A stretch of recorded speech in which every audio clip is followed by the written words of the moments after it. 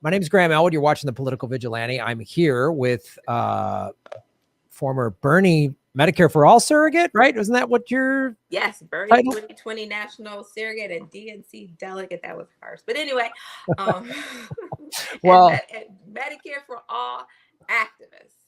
well, let's talk about that. So it seems almost insane to me that in the middle of a pandemic, we can't get Medicare for all. I mean, it's literally like, and Joe Biden could have done this on his first day of office using an executive order. He could have said COVID is a national emergency. That's already a fact. So the president is given broad powers when there's a national emergency, and he could say everybody gets Medicare for all. And so this is so frustrating. I was a big proponent of force the vote. I still am. And I'm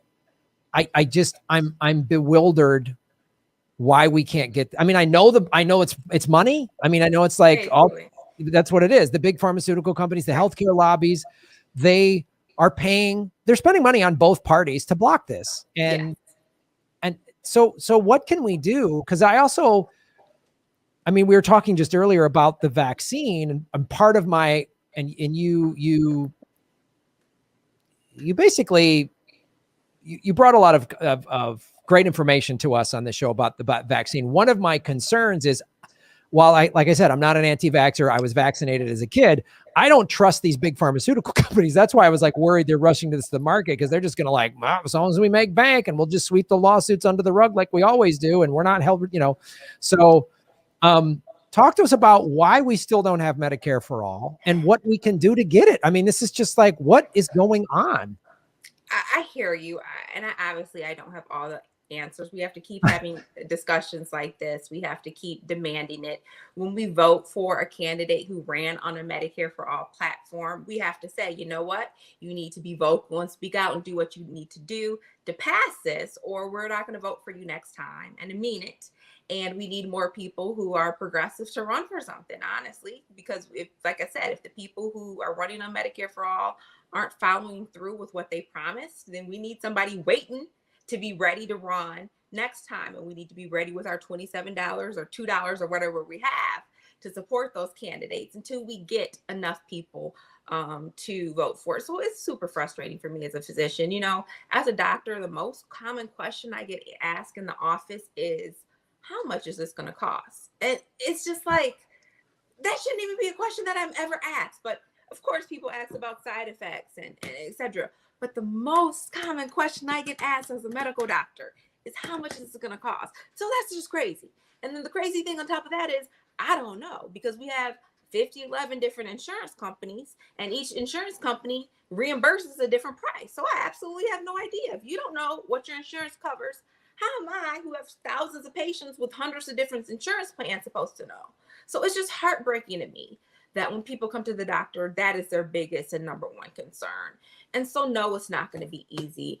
And I understand we need people who don't have anything to lose to run an office. When you think about it, if you're not a career politician coming from a wealthy family, if you were just getting by day to day, making minimum wage or just a little bit above minimum wage, and you get this cushy job where you're making six figures, it's easy for you to kind of forget, well, I don't want to lose this little cushiness that I have right now. I've made it. So, I can't rock the boat too much, or I want to be in the same position that everybody else is. I want to go back to just scraping by and getting back day to day. And so I wish we have to get money out of politics. We have to, corporations should not be funding these candidates. The people should be funding them so that their only special interest is going to be us. But the way the system is set up right now is rigged. So how are we going to do that?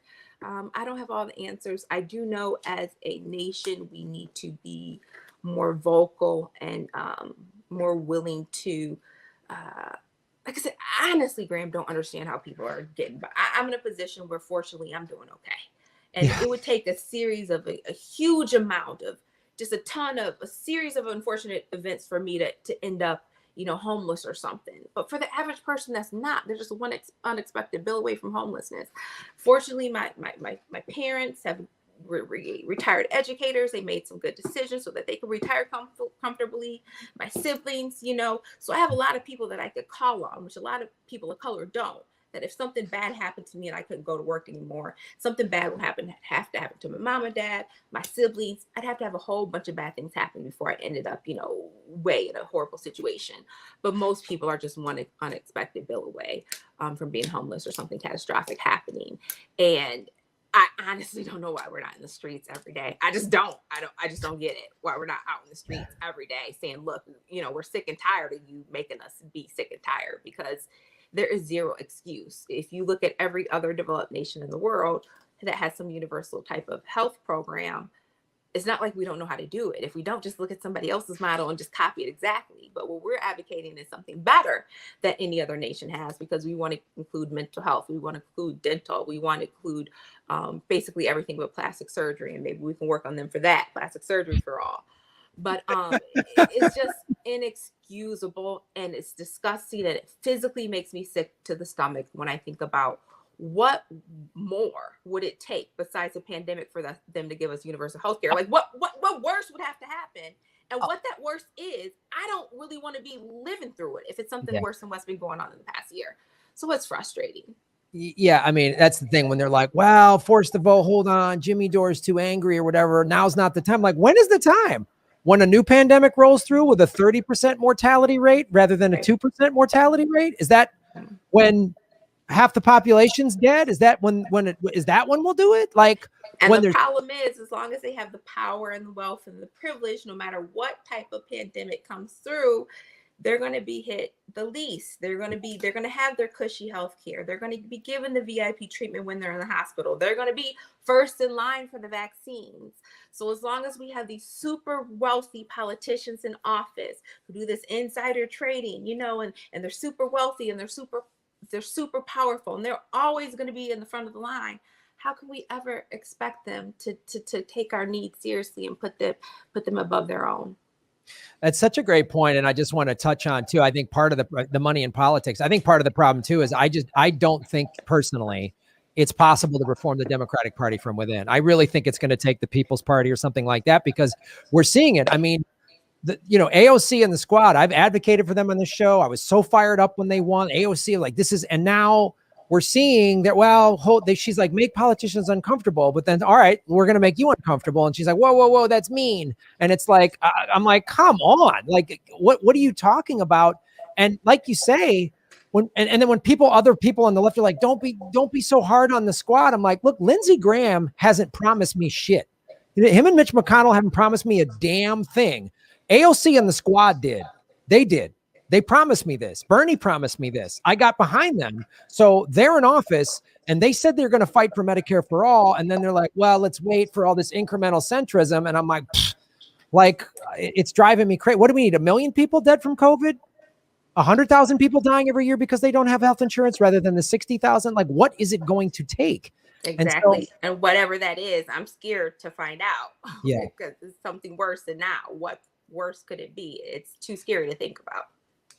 Well, yeah, I appreciate you talking about this, and I really appreciate you fighting the fight, because like you say, I mean, you're doing all right. You're a doctor, you have family around you that can take care of you, but most people are one financial. I mean, before COVID, they did a study. It was $500 to $1,000 emergency. Like, they couldn't afford a $500 to $1,000 emergency. That was before COVID. Now we've got people who haven't worked for 6, 9, 10 months. Right. I mean, they're backed up on rent and this. And the solution is to pause stuff. So if I can't pay 2 months of rent, how am I supposed to pay 12 months of rent? And how am I supposed to catch up on 24 months of rent? It's just this. It's like the student loan thing.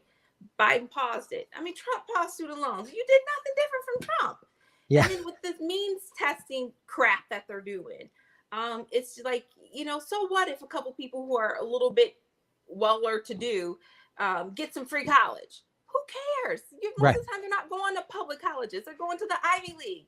So who cares if a couple 100,000-aires get to have their kids go to college for free, because we're trying to make sure everybody goes to school for free.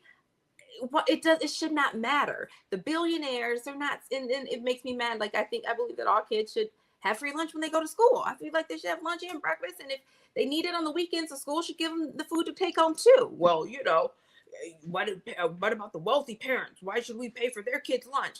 And I'm like, I don't care if baby Bezos goes to public school. If baby Bezos goes to public school and his dad pays taxes, which he doesn't, but if his dad pays taxes, then baby Bezos' lunch should be free too. You know what I'm saying? It's like we got to stop with this means testing bull crap and just give the people that they help that they need. Give the $2,000 that you promised. The $2,000 that you promised, not the $1,400.